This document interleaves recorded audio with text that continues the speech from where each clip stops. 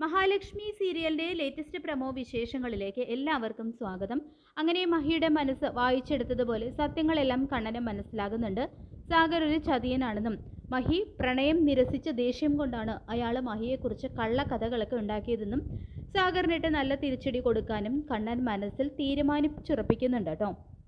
പക്ഷേ ഇതെല്ലാം സത്യം കണ്ടുപിടിക്കുന്നതിന് വേണ്ടിയിട്ടുള്ള കണ്ണൻ്റെ ഒരു തന്ത്രമാണെന്ന് മനസ്സിലാക്കാതെ മേഘനാണെങ്കിൽ സാഗറിനോട് പറയുന്നുണ്ട്, ഇനി നമ്മൾ ഉദ്ദേശിക്കുന്നത് പോലെയൊക്കെ കാര്യങ്ങൾ നടക്കും. അവൻ്റെ ഭാര്യയുടെ സ്വഭാവം മനസ്സിലായി കഴിഞ്ഞു. അതുകൊണ്ട് തൊട്ടടുത്ത ദിവസം തന്നെ അവളെയും വിളിച്ചുകൊണ്ട് പോകാൻ കണ്ണൻ നിന്നോട് ആവശ്യപ്പെടുമെന്നെല്ലാം മേഘൻ സാഗറിനോട് പറയുന്നുണ്ട്.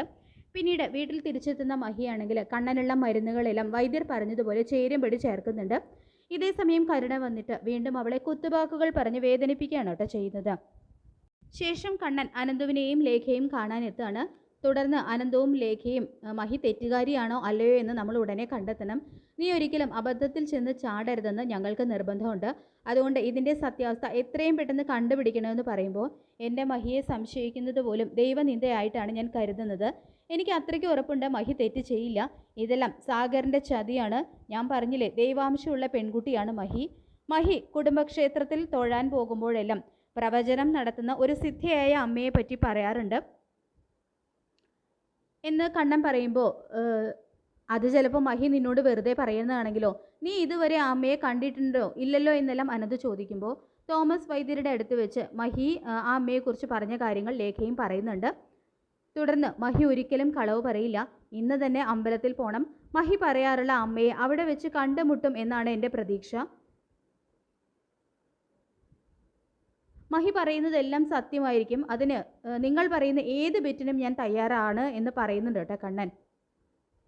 മഹിയെ ആരേക്കാളും എനിക്ക് വിശ്വാസമാണ്, ഒരുപക്ഷെ എന്നേക്കാൾ കൂടുതലെന്നും കണ്ണൻ കൂട്ടിച്ചേർക്കുന്നുണ്ട്. തുടർന്ന് ലേഖ പറയുന്നുണ്ട്, ഈ ബെറ്റിൽ കണ്ണേട്ടൻ്റെ മഹി വിജയിക്കുകയാണെങ്കിൽ കണ്ണേട്ടൻ്റെ മഹാലക്ഷ്മി ശരിക്കും ഒരു മഹാലക്ഷ്മിയാണെന്ന് ഞങ്ങളും സമ്മതിച്ചു തരാമെന്ന് ലേഖയും പറയുന്നുണ്ട്. അങ്ങനെ അനന്തുവിനെയും കൂട്ടി കണ്ണൻ അമ്പലത്തിൽ എത്തുകയാണ് കേട്ടോ. വീൽ ചെയർ അകത്തേക്ക് കയറ്റാൻ പറ്റാത്തത് കൊണ്ട് തന്നെ കണ്ണനെ എടുത്തുകൊണ്ടാണ് കേട്ടോ അനന്തു അമ്പലത്തിൻ്റെ അകത്തേക്ക് ചെല്ലുന്നത്. അവിടെ വെച്ച് ദേവിയുടെ മുന്നിൽ മനസ്സൊരുക്കി പ്രാർത്ഥിക്കുന്നുണ്ട് കണ്ണൻ. തുടർന്ന് അങ്ങനെ തൊഴുതിറങ്ങുന്നതും മഹി പറയാറുള്ള ആ അമ്മയെ അവിടെ വെച്ച് കണ്ടുമുട്ടുന്നുണ്ട്. തുടർന്ന് ആ അമ്മ കണ്ണനോട് പറയുന്നുണ്ട്, മോൻ്റെ ഭാര്യ ദേവി ചൈതന്യം ഉള്ള ഒരു പെൺകുട്ടിയാണെന്നും ഒരു നോട്ടം കൊണ്ട് പോലും ആ മോളെ സംശയിക്കുന്നത് തെറ്റാണ്. നിങ്ങൾ സന്തോഷത്തോടെ ഒരുപാട് കാലം ജീവിക്കും.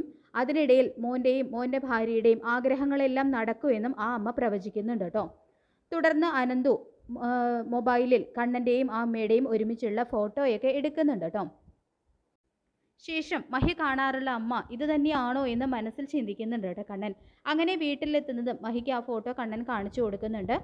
മഹിയാണെങ്കിൽ ആ അമ്മയെ തിരിച്ചറിയുന്നുണ്ട് കേട്ടോ. താൻ കാണാറുള്ള സിദ്ധിയായിട്ടുള്ള അമ്മ ഇത് തന്നെയാണെന്ന് കണ്ണനോട് പറയുന്നുണ്ട് മഹി.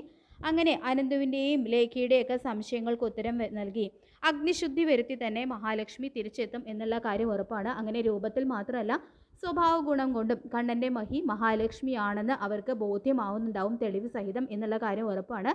അതിൻ്റെ എപ്പിസോഡുകൾക്കായിട്ട് നമുക്ക് വെയിറ്റ് ചെയ്യാം. ഈ റിവ്യൂ ഇഷ്ടപ്പെട്ടെങ്കിൽ ലൈക്ക് ചെയ്യുക, ചാനൽ കൂടി ഒന്ന് സബ്സ്ക്രൈബ് ചെയ്യുക. താങ്ക്